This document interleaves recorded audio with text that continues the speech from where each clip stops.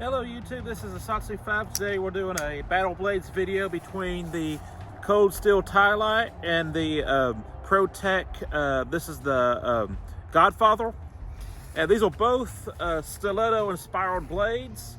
One's a switchblade and one is just a super awesome executed ladder lock or leaf spring lock. So it just comes out super fast, but it's not a fixed switchblade. And just kind of want to point out the differences.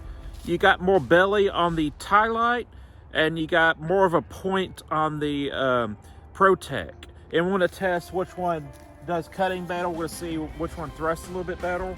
First off, we're going to do the Ti-Lite. This was my first, not this specific one, but this was the first cold steel knife I ever bought, the Zytel version. And I was very impressed with it, ended up selling it, missed it, and got it back. So let's see what happens. First, we're gonna do the 2-finger thrust. That was just with 2 fingers.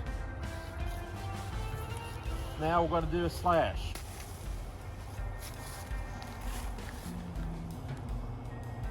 All right. One more.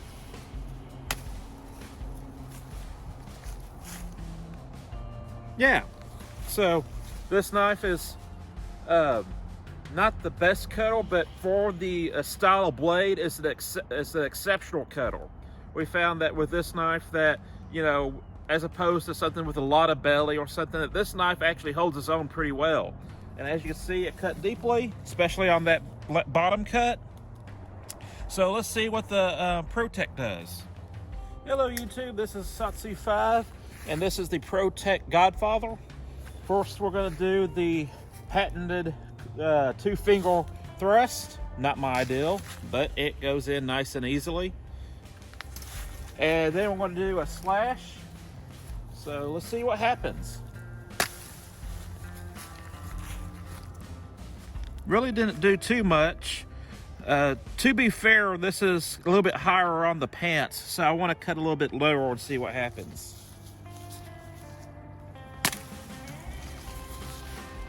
A little bit deeper, but not as impressive.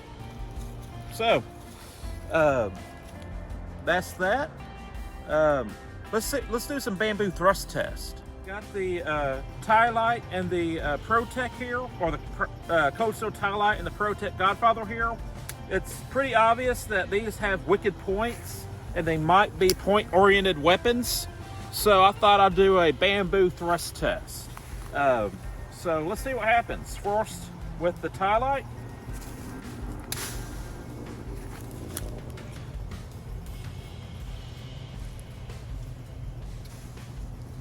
There we go. That's how much penetration we got. Keep that still. No damage to the tip. All right. And that was pretty close to the edge, just to note that.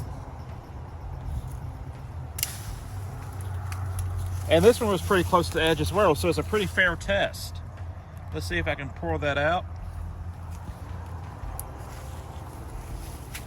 Tip looks just fine. Now that is a modified tip. Yeah. I actually took some off the top right there, it's hard to see, to make it a bit stronger. Okay. I want to try one more time.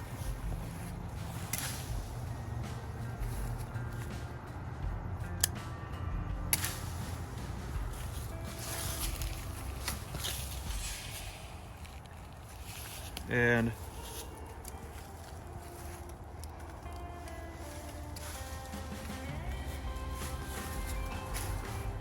there we go.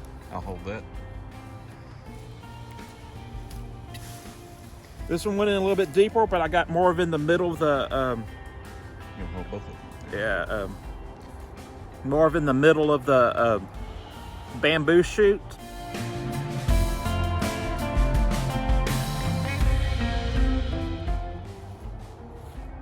Which one do you feel has a better tip on it?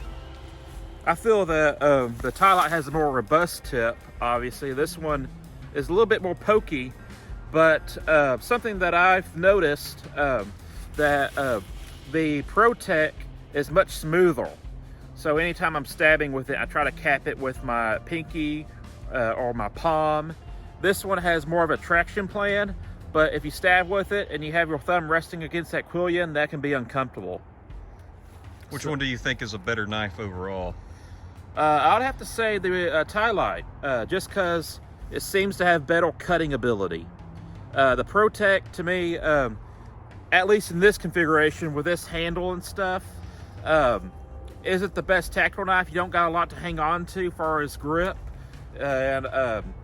So to me, this is just a fun knife, but it's not the best tactical knife. But it's not a bad knife. I'm not trying to be harsh on it. It's just with this kind of grip surface on it and having no real traction plan or ergonomic plan, I believe that this one is not the best self-defense knife, if you want to put it that way. So why do you think someone might buy that knife? I think it's a good letter opener. Not trying to defame the knife itself, but it's a fun knife. And if you want to just have it in your office or whatever, be like, let's see what letter I got from Jerry. You know, this would probably be its best use. Now, there's a lot of people who think that switchblades are inherently faster, but I just want to show you something with this. It's just as fast. So there was definitely a cool factor with pushing a button and having the blade launch, but it's not any faster than a well-made leaf spring lock or liner lock. I think there's also advantage with the Ti-Lite because if you did mess up on the deployment, you could always get it out with gravity. The Switchblade, you can't. Yeah. You have to find the button. Yeah. Not only that, with the Ti-Lite, not only can you use the thumb stud, but you can also use the quillion to open it. And the quillion on the other side sticks out just enough where you can push it open and sling it open. So you have multiple opening mechanisms with the Ti-Lite. You can actually wave it. Do that one more time, I didn't catch that. Okay. You can wave it. So there's a lot of different ways you can open this. But I have to admit, the Godfather was just cool. So that's it. That's the video. I hope you enjoyed it. I'm Satsu 5, and I'm out.